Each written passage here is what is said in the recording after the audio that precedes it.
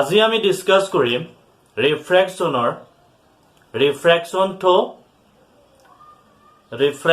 Throw ৰেক্টেঙ্গুলাৰ slab অৰ্থাৎ আমি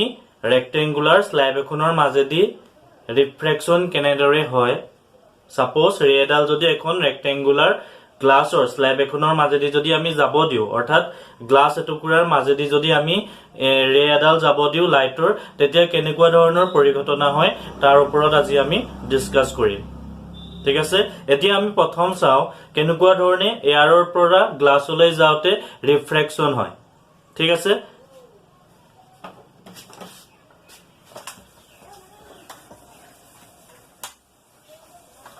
প্ৰথম আমি কনসিডাৰ কৰি লও এটুকুৰা গ্লাস লেব ঠিক আছে সাপোজ এটুকুৰা গ্লাস লেব অৰ্থাৎ এটুকুৰা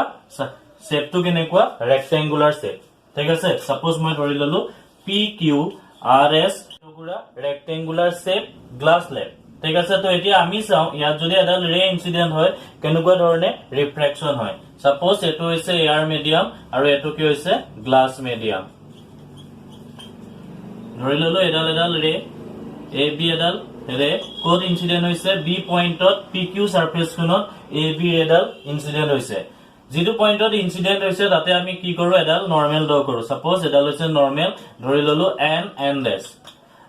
এন্ড এস B da নৰমাল A B incident ৰে আফটাৰ ৰিফ্ৰ্যাকশন কি হ'ব এটো হৈছে এয়াৰ মিডিয়াম আৰু এটো গ্লাস মিডিয়াম আমি এটা কথা জানো যেতিয়া ৰেয়াৰৰ মিডিয়াম এটাৰ পৰা ডেন্সাৰ মিডিয়ামলৈ কোনো এখন ৰে যায় তেতিয়া কি হয় নৰমাল ডালৰ কাখলে গুছি আহে ৰিফ্ৰ্যাক্টেড ৰেডাল ঠিক আছে এয়াৰটো হৈছে ৰেয়াৰৰ মিডিয়াম আৰু গ্লাস হৈছে কি ডেন্সাৰ মিডিয়াম এতিয়া এয়াৰৰ পৰা গ্লাছলৈ যাওতে ৰেডাল কি হ'ব নৰমাল ডালৰ কি হ'ব নৰমাল ডালৰ কাছাপি গুছি আহিব ঠিক আছে ধৰি ললো সাপোজ এটো ইনসিডেন্ট এংগল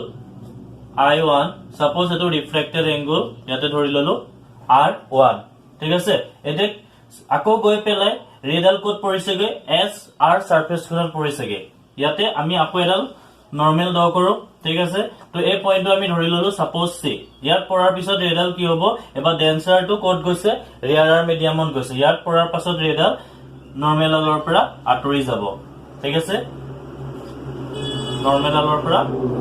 এবাৰ কি হৈছে আঁতৰি গৈছে সাপোজ আমি ধৰি ললো এডাল ৰে সি বি ঠিক আছে ইয়াত এ বি হৈছে ইনসিডেন্ট ৰে বি সি হৈছে ৰিফ্ৰ্যাক্টেড ৰে সি ডিও এডাল ৰিফ্ৰ্যাক্টেড ৰে আমি বি সি ডাল ৰিফ্ৰ্যাক্টেড ৰে ধৰিছো কাৰণে সি ডি ডাল আমি কি বুলি কম ইমাৰ্জেন্ট ৰে এডালক কি বুলি কোৱা হয় ইমাৰ্জেন্ট ৰে অৰ্থাৎ সি ডি ৰেডাল হৈছে ইমাৰ্জেন্ট ৰে আৰু এডাল ৰিফ্ৰ্যাক্টেড ৰে আমি যেতিয়া এয়াৰৰ পৰা গ্লাছত সোমাইছিলে বিসি ৰেডালক আমি ৰিফ্ৰ্যাক্টেড ৰে ধৰিছো কাৰণে আমি সিডি ৰেডালক কি বুলি ধৰিছো ইমাৰ্জেন্ট ৰে বুলি ধৰিছো এতিয়া সাপোজ আমি এ বি এটো হৈছে কি ইনসিডেন্ট ৰেডালক যদি এক্সটেন্ড কৰাই দিও ইনসিডেন্ট ৰেডালক আমি কি কৰি দিছো এক্সটেন্ড কৰাই দিছো ঠিক আছে ইনসিডেন্ট ৰেডালক যদি আমি এক্সটেন্ড কৰাই দিও তেতিয়া কি আমি দেখা পাইছো সাপোজ এ পয়েন্টটো ধৰি ললো বি ডেশ ঠিক আছে এডাল আমি দেখা পালো বি ডেশ ডাল এ বিৰ পৰা আমি এক্সটেন্ড কৰাই দিলো আৰু যদি আমি ইয়াৰ ডিসটেন্সটো মেজাৰ কৰো অৰ্থাৎ সিডি আৰু বি ডেশৰ মাজৰ ডিসটেন্সটো যদি মেজাৰ কৰো এটোকে কোৱা হয় লেটাৰেল শিফট এটোক লেটাৰেল শিফট বা লেটাৰেল ডিসপ্লেসমেন্ট বুলিও কোৱা হয় অৰ্থাৎ ইনসিডেন্ট ৰেডাল আৰু ইমাৰ্জেন্ট ৰেডালৰ মাজৰ পাৰপেন্ডিকুলাৰ ডিসটেন্সটোকে কি বুলি কোৱা হয় লেটাৰেল শিফট বুলি কোৱা হয় ঠিক আছে আৰু এটা আমি ধৰি লও সাপোজ ইয়াত আমি I1 ধৰিলো এটো ইনসিডেন্ট এংগল ধৰি ললো সাপোজ I2 এটো ৰিফ্ৰ্যাক্টেড এংগলটো আমি এবাৰ ধৰি লও সাপোজ R2 বুলি ঠিক আছে আমি দেখা পালো এ বি হৈছে ইনসিডেন্ট ৰে বি সি হৈছে ৰিফ্ৰ্যাক্টেড ৰে সি ডি হৈছে ইমাৰ্জেন্ট ৰে বি ডেশ হৈছে ইনসিডেন্ট ৰেডালক এক্সটেন্ড কৰি দিয়া পাৰ্টটো আৰু ইয়াত এটো যেন আমি দেখিছো একোনো কি বুলি কোৱা হয় লেটাৰেল শিফট বুলি অৰ্থাৎ লেটারেল শিফট মানে হৈছে perpendicular distance between incident ray and emergent ray. ঠিক আছে, তো ইয়াৰ পাছত আমি নেক্সট চাওঁ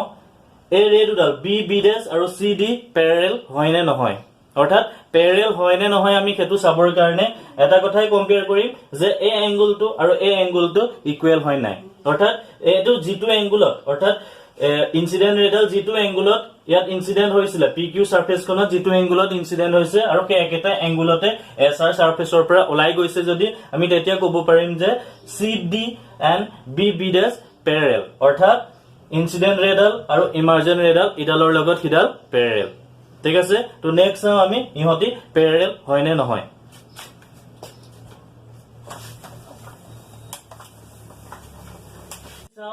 চি ডি আৰু বি বি ডেছ পেৰেল হয় নে নহয়।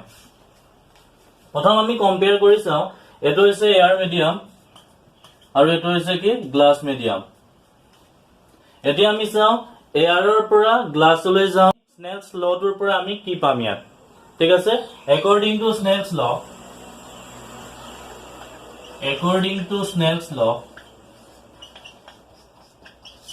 ল কি পাম আমি sin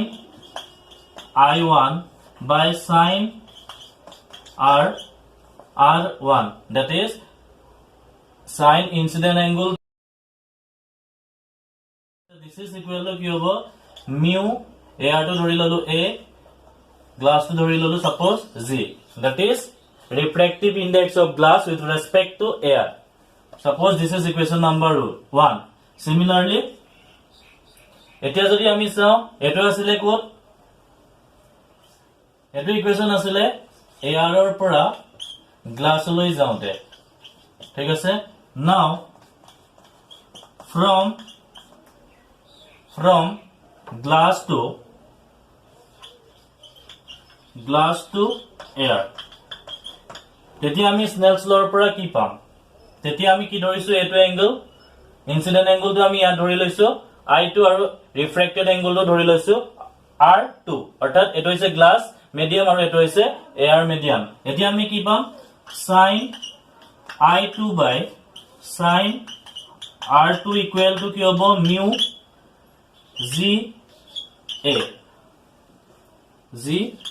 অৰ্থাৎ refractive index of air with respect to refractive index of glass. This is equation number 2। এতিয়া আমি কি কৰো ইকুৱেশন 1 and 2 মাল্টিপ্লাই কৰি দিও, 1 into 2 কি পাম sin I1 by sin R1 into sin I2 by sin R2. This is equal to a mu g into আমি এটো এনেকে লিখিব পাৰো g mu a equal to 1 by a mu g, অর্থাৎ ইয়াত আমি কি পালো refractive index of glass with respect to air similar, ইহতি দুটা কি হ'ব কাট যাব। therefore নেক্সট স্টেপ আমি কি পাম, ইয়াত এটা কথা আমি দেখিছো sin I1 by sin R1 sin I2 by sin R2। এতিয়া যদি আমি ফিগাৰটোৰ পৰা চাওঁ ইয়াত এটা কথা দেখিছো m ডেছ ইডালৰ লগত ইডাল কি হয় পেৰেল হয়, অৰ্থাৎ ইহতি দুডাল কি নৰ্মেল, দ্যাট মিন্স ইহতি এই সাৰফেস কিখনৰ ওপৰত পাৰপেন্ডিকুলাৰ। যদি ইহতি পাৰপেন্ডিকুলাৰ হয় এই দুখন সাৰফেসৰ ওপৰত, অৰ্থাৎ পি কিউ আৰু এছ আৰু সাৰফেসখনত যদি এন ডেছ আৰু এম ডেছ কি হয় পাৰপেন্ডিকুলাৰ হয়, তেতিয়া আমি এটা কথা স্পষ্ট এম ডেছ এন ডেছ ইডালৰ লগত ইডাল পেৰেল। ঠিক আছে, যদি N dash parallel to the কি হ'ব mm dash এডালৰ লগত কিডাল যদি প্যাৰেল হয় তেতিয়া ইয়াৰ মাজৰ এডাল যদি 22 অৰ্থাৎ ইন্টাৰসেক্টৰ হয়, অৰ্থাৎ ইহতি যদি এই প্যাৰেল ৰে দুটাক ইন্টাৰসেক্ট কৰে তেতিয়া কি হ'ব ইহতৰ অপোজিট এংগলবোৰ ইকুৱেল হ'ব। এটো যদি কি আছিলে এটো আছিলে R1, that means R ইয়াৰ পৰা আমি কি পামগে যদি m dash parallel to the mm dash, therefore আমি কি পাম therefore আমি পাম R1 equal to the I2, then এই ইকুৱেশনটো কি হ'বগে তেতিয়া sin I1 by sin R1 equal to কি লিখিব পাৰো sin I2 into sin I2 by sin R2 equal to কি হ'ব 1 that means এই দুটা cancel হৈ গ'ল পৰ আমি নেক্সট কি পাম sin I2 গ'ল থাকিলে কিমান sin I1 by sin R2 equal to কি হ'ব 1 therefore আমি ইয়াৰ পৰা কি পাম গৈ sin I1 equal to sin R2 ইয়াৰ পৰা আমি কি পালোগে I1 equal to R2 that means ইয়াত আমি কি পালোগে যেটো এংগুলৰ অৰ্থাৎ I1 তো AB ৰেডাল ইনসিডেন্ট হৈছিলে আৰু কে একেটা এংগুলতে CD ইমাৰ্জেন্ট ৰেডাল ইয়াৰ পৰা ওলাই গৈছে অৰ্থাৎ যদি ইনসিডেন্ট এংগুল আৰু ইমাৰ্জেন্ট এংগুল টো ইকুৱেল হয় তেতিয়া আমি এটা কথা গম পাম ইনসিডেন্ট ৰেডাল আৰু জিডাল ইমাৰ্জেন্ট ৰে হিয়তি দুডাল ইডালৰ লগত হিডাল প্যাৰেলাল হয় বা আমি এনেকেও ক'ব পাৰো B ডেছৰ লগত CD ইমাৰ্জেন্ট ৰেডাল প্যাৰেলাল হয় তো এতিয়া আমি চাও লেটাৰেল শিপ অৰ্থাৎ rectangular glass slab এখনৰ মাজেদি যদি ৰিফ্ৰেকশন হয় তাত কি হয় ইমাৰ্জেন্ট ৰেডাল ইনসিডেন্ট ৰেডালৰ লগত কি হয় প্যাৰেলাল হয় ঠিক আছে যদি কিহত দুটাৰ ইমাৰ্জেন্ট ৰে আৰু ইনসিডেন্ট ৰেডালৰ মাজৰ পাৰপেন্ডিকুলাৰ ডিসটেন্সটা লও আমি আৰু হেতুকে কি বুলি কোৱা হয় লেটাৰেল শিপ বা লেটাৰেল ডিসপ্লেসমেন্ট ঠিক আছে তো আজি আমি চাম লেটাৰেল শিপ বা লেটাৰেল ডিসপ্লেসমেন্টটো কেনেকৈ ক্যালকুলেট বা মেজার করা হয়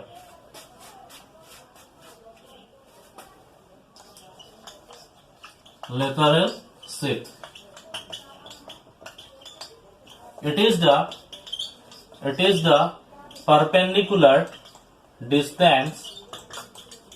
the perpendicular distance between incident ray and emergent ray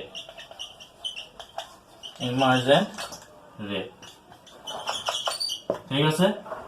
তো এটা আমি প্রথম কনসিডার করিলো এখন গ্লাস স্ল্যাব সাপোজ এখন গ্লাস স্ল্যাব ধৰি ললো PQRS এখন গ্লাস স্ল্যাব ইয়াতে এডাল ৰে ইনসিডেন্ট হল সাপোজ AB ৰেডাল ইয়াতে কি হৈছে ইনসিডেন্ট হৈছে এটো পয়েন্ট আমি ধৰি ললো N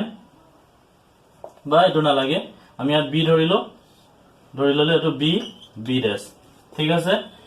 নেক্সট আফটাৰ ৰিফ্লেকশন কি হবো ৰেডাল নৰমালৰ কাজ চাপি আহিব এটা আমি ধৰি ললো সাপোজ I এটা ধৰিলো R ঠিক আছে তো এতিয়া আকৌ যেতিয়া ওলাই যাব ইয়াৰ পৰা তো ডাইৰেকশনত ওলাই যাব ঠিক আছে তো এতিয়া আমি কি কৰো এই ৰেডাল যদি এক্সটেন্ড কৰাই দিও কি হবো ইহতি C আৰু CD সাপোজ CD লগত B ড্যাশ ডাল কি হবো প্যাৰেলাল হবো অৰ্থাৎ এতিয়া আমি কি কৰিম ইহতৰ মাজৰ এই ডিসটেন্সটো আমি মেজাৰ কৰিম আৰু হেতুকে কি বুলি কোৱা হয় লেটাৰেল শিপ বা লেটাৰেল ডিসপ্লেসমেন্ট সাপোজ এই পয়েন্টটো হৈছে C এটো আমি ধৰি ললো সাপোজ C ড্যাশ ঠিক আছে ইয়াৰ মাজৰ ডিসটেন্সটো আমি ধৰি ললো সাপোজ X আৰু আমি ধৰি লও যিখন আমি PQRS ৰেক্টেংগুলাৰ শীট লৈছিলো বা ৰেক্টেংগুলাৰ গ্লাস স্ল্যাব লৈছিলো তাৰ থিকনেসটো সাপোজ আমি ধৰি লও T বুলি স্মল লেটাৰ T ঠিক আছে আৰু এটা কথা চোৱা এই এংগলটো যদি ইনসিডেন্ট এংগল হয় তেতিয়া হলে এই গোটে এংগলটো কি হ'ব I হ'ব বিকজ এটো এটা অপোজিট এংগল যদি এটো I হয় আৰু এটো পাৰ্ট কি হয় স্মল r হয় অৰ্থাৎ ৰিফ্ৰেক্টেড এংগল যদি এটো পাৰ্ট হয় তো এই পাৰ্টটো কিমান হ'ব I minus r that means এই ডাঙৰ পাৰ্টটোৰ পৰা যদি আমি r মাইনাস কৰি দিও এই পোৰশনটো কিমান পামগে I minus r ঠিক আছে নাও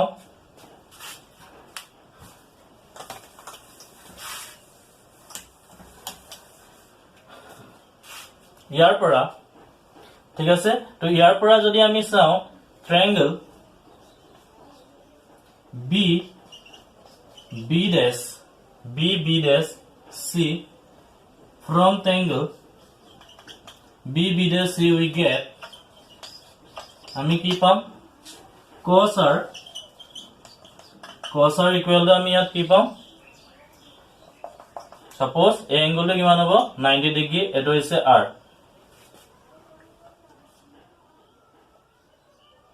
B dash by কি হবো BC ঠিক আছে ইয়াত cos ৰ এটা সাইডে ৰাখি দিম আমি এফালে কি হ'ব b dash ইকুৱেল টু কি হ'ব স্মল t ডিভাইডেড বাই BC বা BC টো আমি এফালে লৈ আহো ইকুৱেল টু কি হ'ব t by cos r this is equation number 1 similarly আমি যদি triangle BCC dash ৰ পৰা চাও triangle BCC dash from কি পাম এটা angle কিমান হৈছে I minus r এই angle টো কি হৈছে 90 degree therefore sin I minus r কিমান হ'ব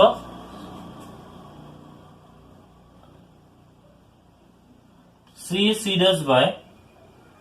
BC ইয়াত CC dash টো কিমান লৈছে আমি x by কি হ'ব BC ঠিক আছে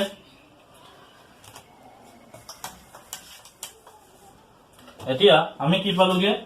sin I minus r equal to কি হৈছেগে x by BC ইয়াৰ পৰা আমি BC equal to পাম BC equal to x by sin I minus r this is equation number 2 ঠিক আছে এটা হচ্ছে equation 1 এটা হচ্ছে equation 2 from equation 1 and 2 আমি কি পাম 1 and 2 পৰা x sin I minus r equal to কি পামগে t by cos r ঠিক আছে এটা আমাক লাগে কি লেটারেল শিফট আৰু লেটাৰেল শিফট আমি কি ধৰিছিলো x তো এটা কাম কৰো আমি x টো এটা সাইডে ৰাখি দিও ঠিক আছে x টো আমি এটা সাইডে ৰাখি দিও x equal to কি হ'ব t by cos r into sin I minus r ঠিক আছে তো ফিগাৰটো ইমান প্ৰয়োজন নাই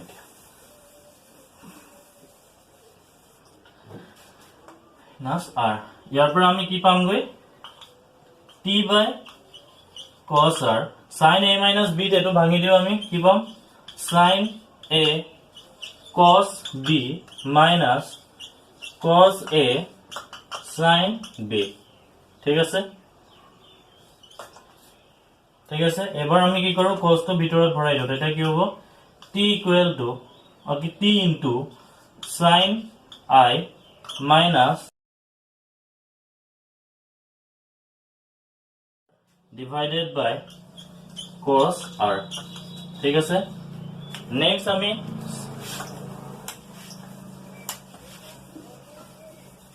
যদি এয়াৰ মিডিয়াম আৰু গ্লাস মিডিয়ামৰ ৰিফ্ৰেক্টিভ ইনডেক্স আমি ধৰিলো মিউ এন্ড আমি ধৰি লৈছিলো incident angle to I and refracted angle to ধৰিছিলো f গতিকে মিউ ইকুৱেল টু কি হ'ব sin I by sin r according to Snell's law Snell's law পৰা আমি কি পাম mu equal to sin I by sin r ইয়াৰ পৰা আমি sin I equal to লিখিব পাৰিম mu বা আমি sin r equal to লিখিলো sin r equal to কি হ'ব sin r equal to sin I by mu ঠিক আছে এতিয়া আমি চাও cos r equal to কি লিখিব পাৰো cos r equal to root over 1 minus sin square r ঠিক আছে তো এটো আমি লিখিব পাৰো 1 minus sin square r to কেনেকৈ লিখিব পাৰো sin square I by mu square ঠিক আছে এটো আৰু অকমান সিম্পলিফাই কৰি আমি লিখিব পাৰো 1 by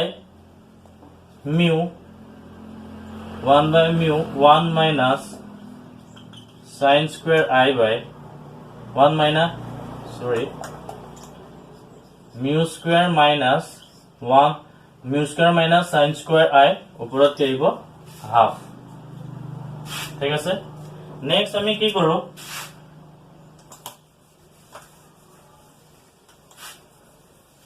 এটো পাইছিলো আমি x equal to পাইছিলো 2 into sin I minus cos I by sin r by cos r এতিয়া আমি কি কৰো ইয়াৰ পৰা cos r আৰু sin r ভ্যালু গিটা ওপৰৰ পৰা ইয়াত বহাই দিও therefore আমি কি পাম x equal to the t into sin I minus cos r equal to আমি কি পাম বা এটো ৰুট নিদিয়াকে আমি কেনেকৈ লিখিব পাৰো 1 by mu square minus sin square I ওপৰত কি আহিব cos I into sin I by mu ঠিক আছে ঠিক আছে তো এতিয়া আমি পাম x equal to the t sin I 1 minus mu square minus sin square I to the power half ওপৰত আহিলে cos I ঠিক আছে তো আমি ফাইনালি পালোগে কি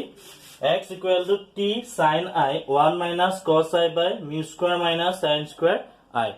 ঠিক আছে এটাই হৈছে লেটাৰেল শিফটৰ ফাইনাল এক্সপ্ৰেছন অৰ্থাৎ যদি লেটাৰেল শিফটৰ ডেৰিভেশনটো ওলাব আহে তো এনে ধৰণে কৰিলে হ'ব ঠিক আছে তো আজিৰ ডিসকাশন ইমানে আছিল নেক্সট আমি আৰু এটা নতুন টপিক লৈ আকৌ ডিসকাস কৰিম থ্যাংক ইউ